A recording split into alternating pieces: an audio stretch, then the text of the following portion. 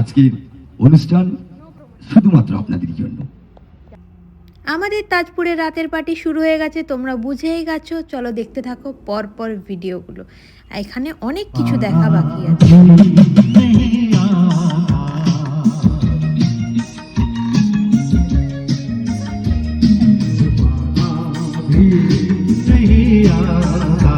मैं चाहूंगा इस महफिल के लिए एक बार जोरदार हो जाए तालियों की बरसात, और है सब साथ और साथ।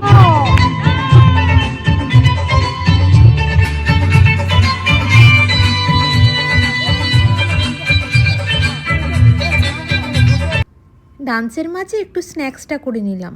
ওফ, নিজেদেরকে আর সামলানো যাচ্ছে না, এত সুন্দর সুন্দর গান হচ্ছে।